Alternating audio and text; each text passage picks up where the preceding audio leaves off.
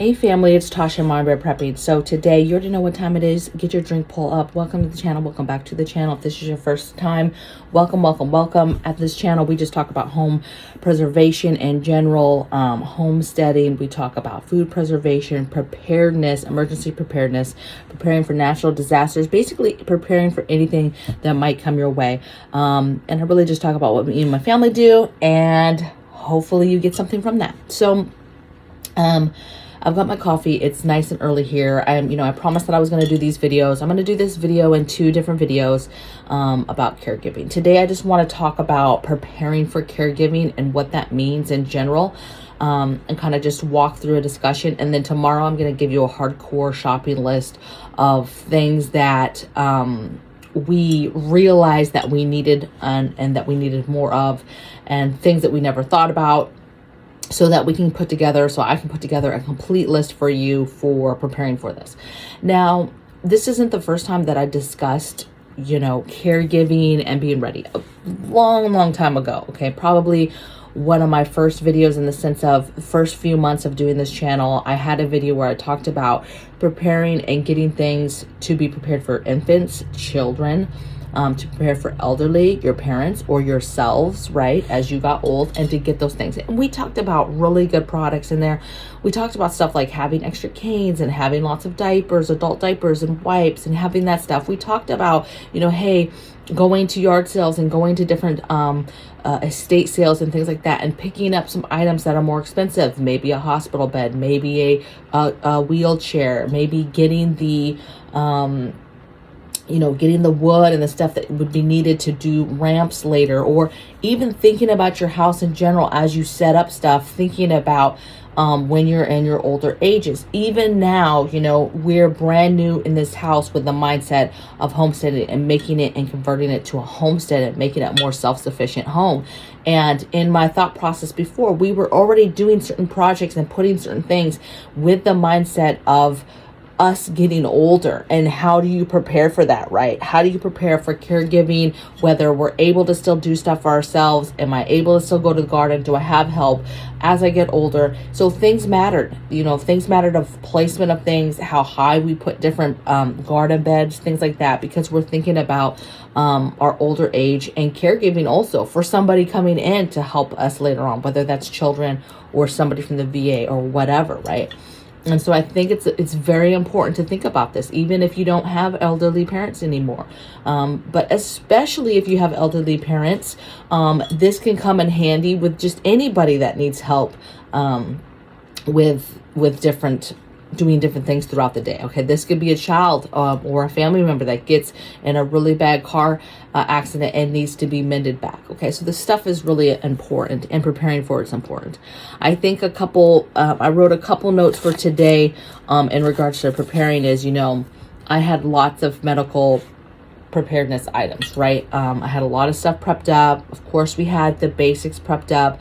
But I don't think we realize the sheer volume when you are actually taking care. It's one thing of having something for an emergency, and it's another thing to stockpile something in a way that you actually have it to deal with that situation on a full-time basis. We got a briefing, obviously family let us know, hey, mom and dad are coming. Pops is starting to need some help, right? He's got Parkinson's. He's got stuff going on and he might need help going to the bathroom. He might wet himself from time to time. But him making the trip here accelerated everything. And by the time he got here, he was full blown, just, lethargic. We had to literally mend him back. And, he could barely walk on his own, right? But he had to have somebody there. He had his little walker, but we had to be there or he was going to fall. We have to be there in the bathroom with him. He has no control of bladder. So that takes a situation where, okay, we need a few things to make sure that we can handle those accidents. More to no, this is a full-blown caregiving situation now where we are changing diapers, a lot all throughout the day, just like you would an infant, right? We're getting him up, taking him to the bathroom, changing him. On top of that, had, rashes and sores from the trip, right? From sitting in urine, that type of thing. You have to heal that stuff. So that's bandages, that's creams, that's rash creams, that's pain relieving creams. That's all the things to heal him and make him feel better. It's the right bandages for waterproofing, you know, because he can't help his bodily fluids. And so to keep, you know, urine off of the wound, to keep accidents and stuff off of the wound. And so that takes very, very specific stuff, right? You need specific stuff for adults, for wound care, for bruising. You know, older people get a lot of bruises. And so we're going through this where the family did let us know what's going on, but it wasn't as nearly as bad. And so we're on the fly, right? We're figuring it out. We're getting the things. We're on Amazon ordering things. We're out in town getting things. Not like in the diapers that we had, because now it's all the time. So we need something more max protection, you know? So there's levels to that. It's not, you know, it's just like if you've ever had a child and had a baby, there's levels to that. Maybe you don't just go and get any kind of diaper, right? So you want max, you know. So we spent probably 2 weeks this whole time just trying to find the best that we could, because we want the best, right? We want the maximum. And that's where I started running into shortages issues, right? You might find a product you like and then you can't get it again in the store. You have to wait until they get their, you know, their truck in again, or you have to try to find it at a different store or online, right? Because not all diapers are the same. Some of them are very, very crappy, you guys, and some of them are very good and have maximum protection. Little tricks we learned as far as diapers plus pads, that was helpful. Learning all the different things with bedding and just sleeping and making things comfortable for them. Learned right off the jump. He had to have a hospital bed. Starts doing this coughing, gurgling thing all of a sudden on the road trip here. Hasn't stopped that. But he does stop it when he sleeps in a certain position. So we had to, from jump, had to get that hospital bed. And it makes you realize, you know, we already knew about a hospital bed. That would be helpful to have, so you can incline somebody, move their legs, that type of thing. But didn't realize, you know, that can be life-saving, having those things, okay? And so it was a must. We had to get that so we could keep him inclined, could get his legs up a little bit. He could be comfortable.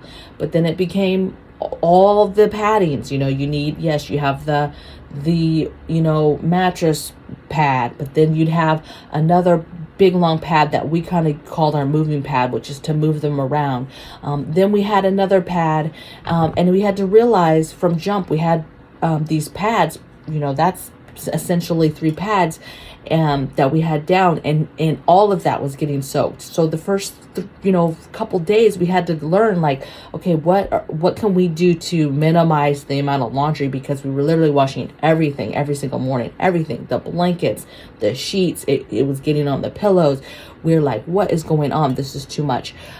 So had to learn, right? Had to learn, okay, had all that stuff, but then put another pad down that was a little bit bigger that I could folded it in half. Okay, now I got 2 pads down. Okay, now let's get, was still soaking through those first 2. I'm like, how can we stop this? So then we started getting some throwaway pads. You know, we're thinking this is a long-term thing. That's not going to be helpful. It's a waste of money. But it wasn't a waste of money, okay? Because you have all that cushion to protect everything else, right? To protect the mattress, to protect the sheets, to protect the bedding, right? You have a pad that's really the one pad that's essentially your every night pad for an accident. And so we ended up putting a couple of the paper ones down, and now those work like a gem. We put 2 of the paper ones down. Is that cost effective? I'll tell you what I'm not sure what's important, the cost effectiveness of buying those or doing that laundry every single day on top of your regular laundry, right? And so that's it matters, right? It matters. So that was saving the day, though. Those 2, putting those down, was saving the day. Found out 2 of the number 5s work better than the maximum number 6, right? So it's been a battle of trying to find the best thing. But that works now. I'm to the point where I'm not doing laundry. It's just the 2 disposables. They get thrown away. We change them for the morning, get them in the shower. And so we've got a rhythm now, and we're not doing, you know, figuring it out, having crazy laundry we were doing, right? And again, it's not that the family didn't tell us. It's just that they didn't know that the trip was going to be so hard on this man. So he's been on the mend, you know, and there's all these things, you know, that you have to take in consideration, he wasn't going to the bathroom. We got to figure that out. Got to give him a laxative or something to ease the first one out, and then got to get him on some fiber or something. Come to find out, he's had problems this whole time. So, your caregiving stuff kicks in like, no, certain stuff has to be done, right? And, I've actually enjoyed the fact of knowing how much of stuff we really use. So now I know, the difference of just having, let's say, some overnight diapers opposed to diapers 24/7 being changed however many times of the day, how many we're using, the diapers that we liked with these pads that we liked, what is working and keeping him the driest during the day. The goal is you get him up and you're just doing a diaper change, letting him sit on the toilet for a little bit, and not so much, everything's wet, because for a while there, that's why the diaper situation became an issue in the first place, because every situation, it was everything needing to be washed. It was the pants, the underwear, the diaper, it was everything. And so that matters of how often you're using that stuff. I used to think, having a couple totes of extra diapers is plenty, right? This is for us in our old age. Maybe we have somebody who needs this and we just buy. But now I'm like, no, I need way more than that. That's not enough. And I need the pads, and I need both pads. I need throwaway pads. I need all the pads, the different pads that now I know I like, which I will talk about tomorrow, that are washable, right? And so it's just been a learning curve of what is the best. And I know some of you have caregivers out there, and either you're sitting there saying, yep. Some of you will probably say, oh, maybe you try this, I'm telling you what, we've tried a lot, and we've done a lot.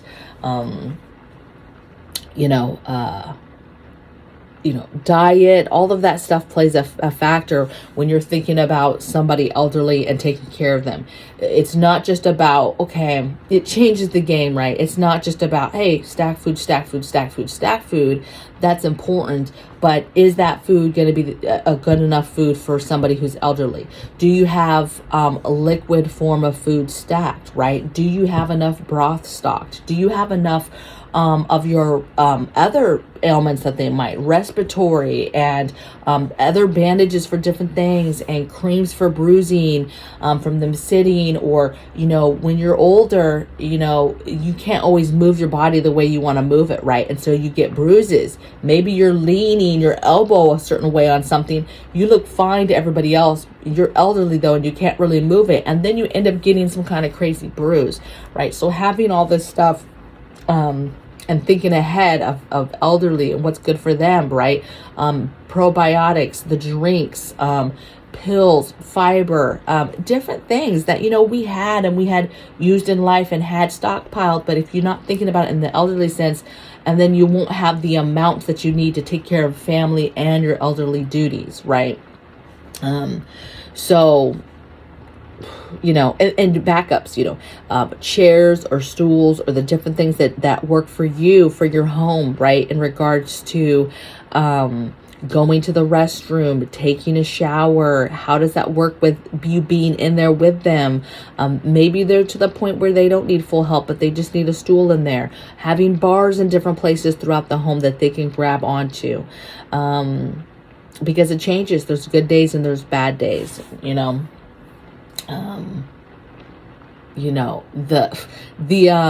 the amount of medication, handling medication, how are you sorting that, having a big enough thing, because a lot of times elderly people take way more meds because they're that much older, and so they take more, and so you need bigger things that can that you can sort them out and dispense. Maybe you can't use your little cute one, right? Having a schedule is super important, right? Exactly what are we doing? That's good for them. That's good for you, because then you can do your other life. That took us a couple weeks to get used to, because everything got dropped in order to figure out what Pops needed, everything we needed to do, the schedule, the eating, who's going to be cooking, who's cleaning, who's doing laundry, who's doing the physical movement. It has literally been all hands on deck, to get it going, right? and we're to the point where after a few weeks we're back to a schedule, right? You figure out where you can plug stuff in and what needs to be done. The other day I shared with you, I had this thought for a moment where I thought, wow, how would we do this grid down? And so we start thinking about, okay, the bed is plugged in, there's a plug-in little pad, right, to help with the bruising and the comfort of being in the bed. So we thought about that. We thought about, keeping them warm. It's different than just, we're just all going to huddle in a room and stay warm with a buddy heater or the wood stove. You have to think in how would your elderly person that you're taking care of, how would you fit them into that scenario? How is the plan to move that hospital bed into the room or their bed into the room where there's the heat so that they can stay warm all the time? The extra blankets for them, the extra pillows for them, extra clothes for them. Just there's a lot that needs to be thought out when it comes to grid down. The laundry, I think about the laundry that we've cut that way down, but I think about even the laundry of having, even one of those washable pads that has to be washed every day. We're to the point where we're not doing that. But you do that, and it's like, okay, I've got to think and really realize if I have stuff that's big enough to wash bigger bulk or things like that, right? When you think about laundry and you think about how are you going to do blankets and stuff, you should be already prepared for that. But a lot of folks, it's like, who cares about the blankets, right? They just want to make sure that they have an emergency way to clean their underwear and to clean their undergarments and their socks and things like that, right? But it matters. It's stuff you've got to think about. Okay. And then it becomes, okay, thinking through grid down, how would dynamics change? The amount of stuff you need. Thinking, it makes you think a lot about yourself when you get older and what you're going to want, right? We're just basically doing what we want that what we think is best for him is going to make him the most comfortable. But now, while you're young and thinking about your own health and thinking about how you're going to get older one day, and yes, that might change. Who knows what your situation's going to be, but preparing now for that and having things that I know will be helpful, and building up the house. You talk about a homestead, building up the house already for the bars, for different things around the home. And you just make it part of your home now so that later things are not as hard. It's easier as you get older and start to slow down and need a little bit of assistance, right? I think about that when we're thinking about our chickens and the garden and livestock, and we're going to be doing this compost, or we're going to be doing this. And we're constantly thinking about, and that's probably because we both have bad backs right now. We have ailments from the military. And so we've already think about, okay, even now in our age now, things that make it easier, knowing that we're going to get worse. It's going to get worse for us to be able to pick up stuff off the ground, to bend down.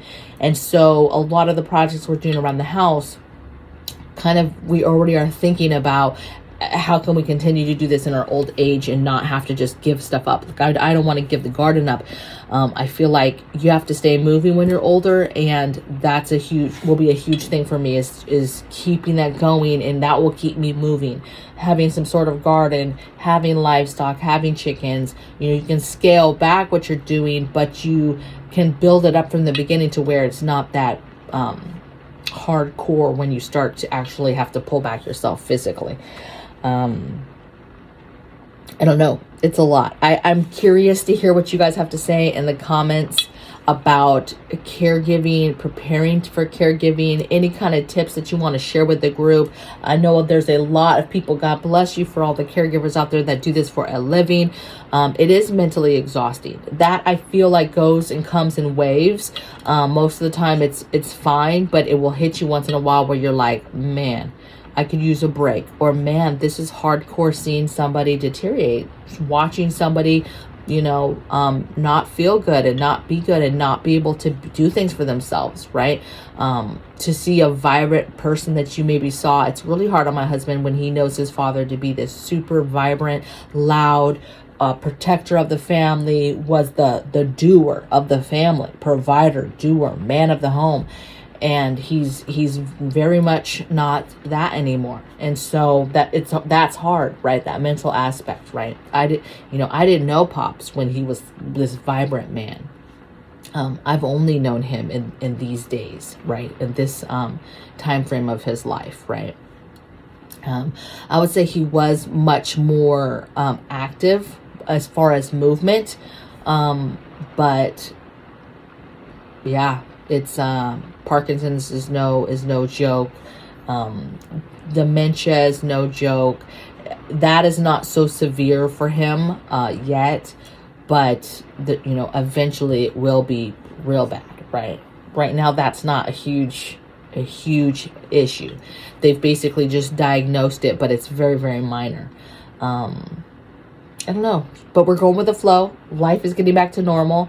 I'm learning a lot. Would love to hear your comments and your concerns in the comments about caregiving, especially if you're a caregiver, things that products you've liked, especially. I'll make sure I look at it because I'm going to follow up with tomorrow's video. Tomorrow's video is going to be the grocery list, right? It's going to be, these are the things, right? All the things that you should maybe be thinking about and making sure you have in your preparedness items to prepare for either parents and taking care of parents later, and or yourself as you guys get older. You and your family members, this is medical stuff, but it's going to be dialed down deeper to specific elderly care items, right? Stuff we've learned about. Some of it is medical preps, but you might not have thought about it in the elderly way and how that could be beneficial for elderly. Like, it might not be something that you really deal with in your house. You have it stocked a little bit, but you're not really thinking about how often you might be using that medical product with the elderly. And so therefore you need way more of it and don't realize you need way more of it. That's what we're going to talk about, that grocery list tomorrow. Okay. Check out my video today. This video is going to drop today at 2, and then on my other channel at 3, I'm going to drop 10 projects to think about when you're coming up with a new homestead. So for those of you that follow me that are kind of in the same boat as me, of you have this property, this land, this home, it can be urban, it doesn't matter, with a backyard. We only have half an acre. And just the projects to think about that first year, stuff that you should be kind of thinking through and getting up and going when you think about homestead, right? I'm excited about that too. So I'm excited to hear what the comments on that video. So that will be on the other channel. I'll make sure when it drops that I'll link it on this channel as well. So I hope you guys are well. I hope you guys had a beautiful Thanksgiving. We had a beautiful Thanksgiving. And I'll see you guys tomorrow on the next video. Take care. Bye.